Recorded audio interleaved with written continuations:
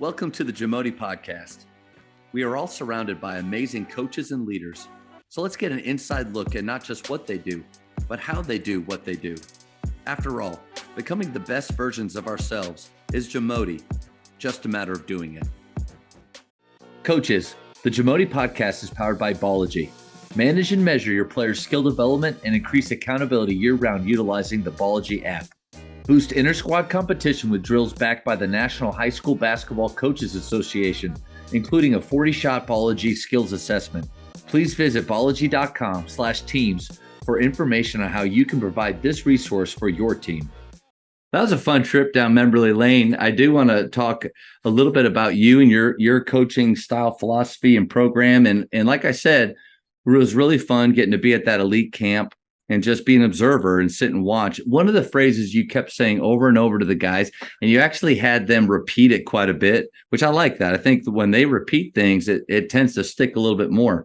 But you kept saying the little things are the big things. The little things are the big things. And I have seen over the years, I think where coaches get in trouble is when they don't focus on those details or they don't care about them as much. Where did that influence come for you to really care about those little things? Well, us coaches, we always think that. But over the course of the last few years, I think with social media, with videographers, with highlights, with TikTok, with all of that, I think those are big things in terms of a game-winning shot or a really good dunk or a great around-the-back pass. And I just think that the longer you're in coaching, the more you realize that your best teams are the ones that do the simple things.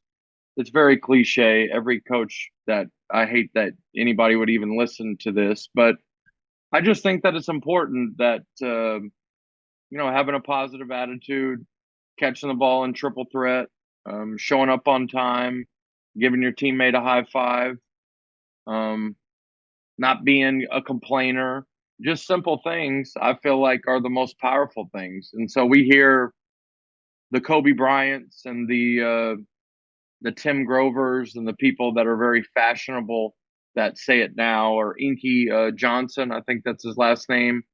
But it's no different with any of our teams. Is that if the thing that I keep saying to my wife is that the teams that you say that to all the time that need to hear it, a lot of times don't end up doing it. And the teams that you say it a lot to, that you recruited or you were given players that do it well, you say it and you emphasize it, but they already do it anyways. And so, a lot of times who you are as a team is who they already are before they even show up.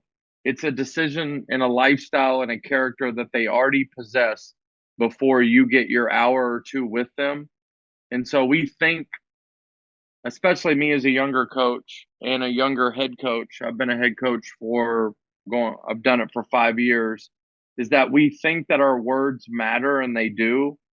But I think it's so important that we think through the things that we're gonna be emphasizing in the wintertime, that we really think through all those things in the spring and the summer as far as who we retain and who we put on our team. And so our staff went above and beyond this last off season of thinking about those, who's going to be a guy that's going to do the little things, who's a guy that's going to have a positive attitude. The best coach, or I shouldn't say the best coach because I love Kelvin Sampson and Tony Bennett, but I think you could make a case that Ben McCollum at Northwest Missouri State is the best coach in college basketball.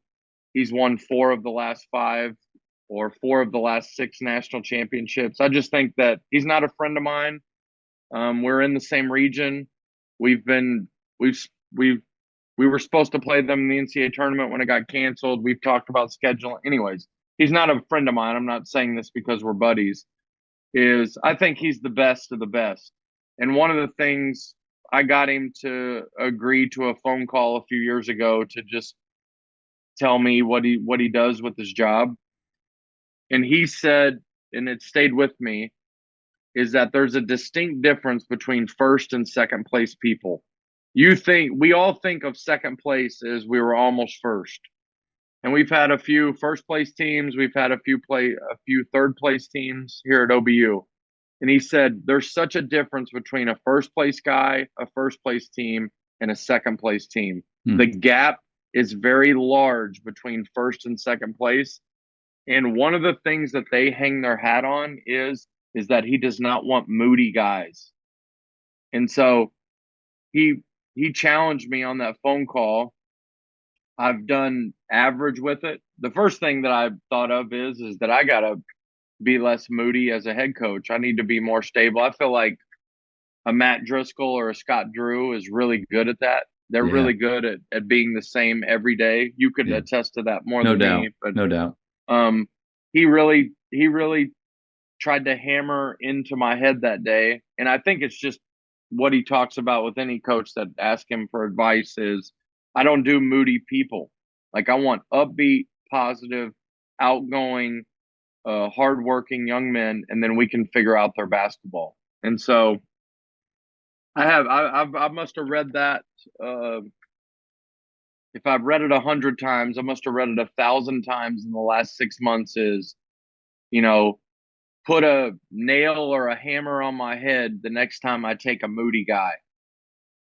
Take positive, upbeat guys, and then we can work on their basketball. That's a good word. And I thought a lot about the ownership that you feel or you have as a college coach, the fact that you are choosing these guys that come in. If they have deficiencies in that area or any area, it is a little bit on you. You chose them. What's your advice to a high school coach where I don't necessarily choose the guys that come in the gym, but we also want to have some of those same habits? It's funny you mentioned that, because this morning at second period athletics, we talked about enthusiasm is kind of what we're talking about this week, and energy vampires came up. John Gordon, and how, hey, you don't want to suck the life out of the gym. Don't be an energy giver. So I'm trying to work with them on that. But what's your advice to, instead of, we can't just say, hey, no, you guys get out of here. This is who God put in the gym. How do we make them better in those areas? Well, us acting as head coaches, no matter what level it is, as if we're doing selecting, we are selecting to an extent, but the recruiting swings both ways. The kids are selecting too. So it's not that we just go out and just pick whoever we want. I mean, we're trying to see who's good enough, who we can get, who's gettable, who can visit, all the things that go into recruiting. But I understand the premise of your question. I think that positive peer pressure is powerful. The times when our team has been split halfway, as far as you have guys that could go positive habits, positive attitude, positive experience, and then you have they're kind of the middle ground. You have kids that it doesn't matter where they would have gone, they would have played well, they would have had a good attitude. That's how they were raised. That's who they are.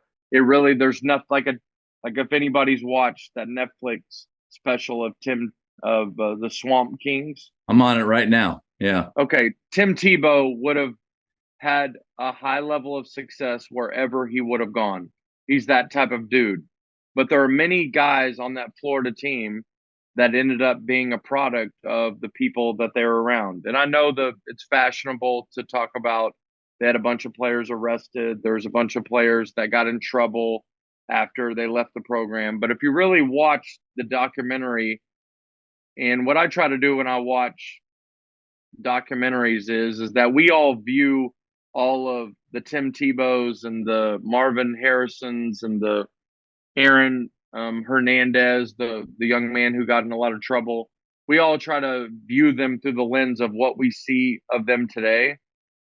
But when you're watching that, try to do your best to try to put yourself in that environment. Like, that was Urban Meyer, not in 2023. That's Urban Meyer in 2004, or whatever it is. And so just to watch that, and to watch those young men in the weight room, to watch those young men they didn't know that they were going to be able to beat South Carolina or to beat LSU. And so Tim, just being who he was, well, if you watched it and you listened, he was that way in high school. I mean, they showed a clip of him being in the huddle with his high school team, and it's no different than the huddle where he gets in the huddle with Florida that went viral, where he says, "Everybody get in here," and he's very passionate and has some anger and competitiveness. Well, they showed a clip on that documentary about how he was in high school. And so, to answer your question about, I just think that your staffs, for a Division II coach, I'll have a staff of 4 this year, which will be the largest staff that we've ever had. Normally, a Division II or an NEI or a low Division I school will have 3 or 4 men that will be with the kids. So whoever those people are, those people need to be all in Yeah. on, and they normally are, and your Yeah. staff is no different in that way. But I do think there's something to the encouragement of a behavior is important, but I do think that there comes a time when you have to say, "Hey, we've talked about it. I've encouraged it. I've talked to your parents about it. You understand the why. That's not being adhered to today, and you've lost your opportunity this morning to be with the team." Now, you don't ever want to do that with a young man, but I do think that they have to know that playing time, uniforms, getting to travel, getting to be on the team is a privilege. Yeah. And so the dilemma that we all face as coaches is, and all the veteran coaches, and in my life, my veteran coaches are Richie McKay, Bob Hoffman, Kelvin Sampson. Those are the men that I work for, Dale Layer at Texas A&M. And so they all circle back to, are you going to enforce that rule or enforce that standard or enforce that value with your best player?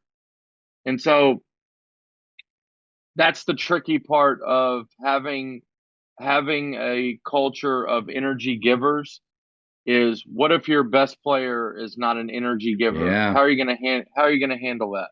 And Yeah. so we would all like to say that there's no way, but you're probably going to work with that young man a little bit more than if it was your 15th man. Yep. And I think a great point that you made was about the split in the locker room. Like, not that you're gonna. I mean, great. It would be great to have 100% buy-in. Pretty rare. I don't care what level you're at. Pretty rare. But you're right on the money. That positive peer pressure. If you could get 60, 75, 80%, some of your major stakeholders in the program on board, in line, saying the same thing, the same mission as you, that positive peer pressure, you're more likely to be able to bring those others up. So early on in the year, it's those individual meetings. It's not, and it's also getting the input of the players. Like, you guys want a championship environment. What are some ways that we can get there? Maybe you're leading them to what you want, but when they're making those decisions and they have more ownership, I think that percentage of people that do have buy-in is higher, might help bring the last 10, 15, 20%. Yeah. And the part about being a head coach that you're never prepared for, because normally an assistant that gets a head coaching job, on some level, he's well liked in the profession, well liked by an AD, well liked by the players that have played for him. Is that when you become a head coach, probably the worst part of the job is this principle of, not every coach is for every player, and not every player is for every head coach. And so I find that at times to be disheartening, because our nature as a coaching profession is that we want to be the difference maker. We want to be,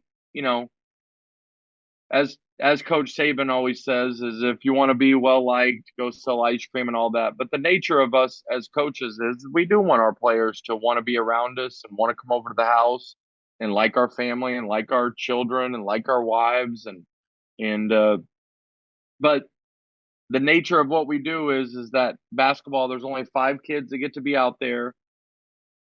And just because you put a certain amount of kids out there for so many minutes, there's times where it's not a fit. for the player. It's not a fit for the coach. And so that's the part of being a head coach that I don't like. Yeah. Is you want to have 100, just like all the games, we want to win all the games. But I think as a coaching profession, I think if you were to really get inside the hearts and the minds of the coaching profession in basketball, or at least the coaches that I've been around, is they want it to work with every single player. And the fact of the matter is that it doesn't. It's not going to work with every single kid in your program.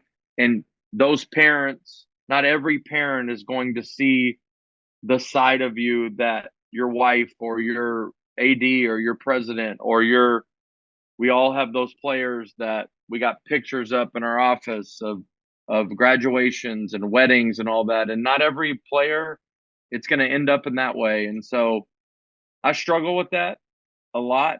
I miss that part of being an assistant coach where, when it came to playing time and it came to discipline, and it came to complaining, that you could just kind of slide on out from that and just say, I know coach is on. Oh man, today. I wish I could help you there. That's yeah. And so I do think that that's important this time of year, because normally, like we had a workout yesterday. Normally this time of year, you're in the gym, there's so much optimism, there's a lot of hope, there's a lot of anxiety, there's a lot of enthusiasm, or there is in our gym.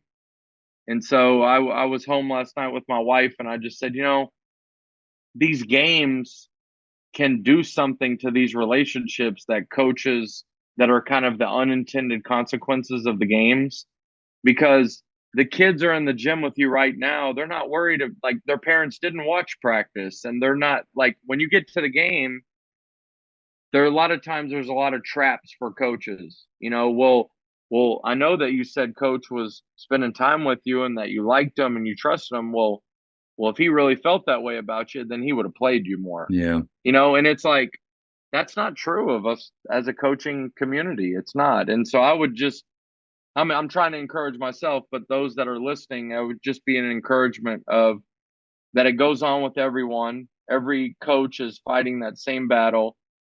And I've had several older coaches and mentors to say, no matter what gets thrown back at you when it comes to the playing time portion of it, is that keep showing up for those kids anyways, because sometimes a kid may have to say something to a parent or a sibling or a friend that's really not how he feels about you in that moment. They know that it's fair.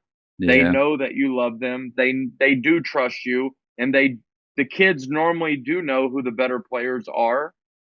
And so, but sometimes that's not really what they can say when mom or dad is getting after them. Like, well, I thought, I talked with coach last week and coach said that you're doing great. Well, is he lying to me? And those are awkward positions for a young person to be in. And so I don't like that part of our profession.